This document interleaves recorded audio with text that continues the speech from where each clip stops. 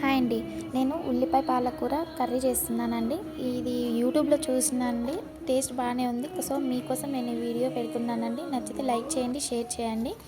ముందుగా ఒక 2 ఉల్లిపాయలు తీసుకొని దానిలోనే చిన్న చిన్న పీసెస్‌గా కట్ చేసుకొని మిక్సీలో వేసుకోవాలండి. అండ్ తర్వాత వెల్లిపాయ నేనైతే 6, 7 రెబ్బలు తీసుకున్నానండి. అవి పొట్టు తీయలేదు. మీరైతే మీకు ఇష్టమైతే పొట్టు తీయండి, లేదంటే అలానే వేసుకోవచ్చు. దాంట్లోనే హాఫ్ టేబుల్ స్పూన్ జీలకర్ర, తర్వాత రుచికి సరిపడా కారం వేసుకున్నానండి. అవన్నీ మిక్సీ జార్లో వేసుకొని గ్రైండ్ చేసుకున్న తర్వాత ఈ ముందుగా కళాయి పెట్టుకొని ఆ కళాయిలో తాలింపు గింజలన్నీ వేసుకున్నానండి. తాలింపు గింజలన్నీ వేసుకున్న తర్వాత ఈ మనం ఏదైతే గ్రైండ్ చేసుకున్న మిశ్రమం ఉందో అది ఇలా నూనెలో బాగా కళాయి తిప్పుకోవాలండి.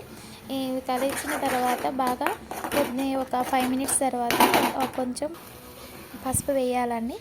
పసుపు వేసిన తర్వాత మనం పాలకూరని చాలా అంటే చాలా చిన్న చిన్న పీసెస్గా కట్ చేయాలండి. అప్పుడే అది త్వరగా మగ్గుతుంది, లేదంటే అది ఉడకదండి, మనకి టేస్ట్ బాగోదు. ఇలా బాగా తిప్పుకున్న తర్వాత దీనిలో కారము అన్నీ రుచికి సరిపడా మంచిగా వేసుకుంటేనే టేస్ట్ బాగుంటుందండి. కొంచెం తక్కువైనా కానీ ఉల్లిపాయలు ఎక్కువ అయ్యి కారం తక్కువైనా కూడా టేస్ట్ డిఫరెంట్గా ఉంటుంది. తర్వాత రుచికి సరిపడా సాల్ట్, కొంచెం ధనియా పౌడర్ వేసుకొని మంచిగా ఇది చూడండి, ఈ వీడియోలో చూపించిన విధంగా కలర్ చేంజ్ అవ్వాలండి. అప్పుడే బాగా ఉడికినట్టు, లేదంటే టేస్ట్ అనేది మారిపోతుందండి. నచ్చితే లైక్ చేయండి, షేర్ చేయండి. అండ్ చూడండి, ఫైనల్లీ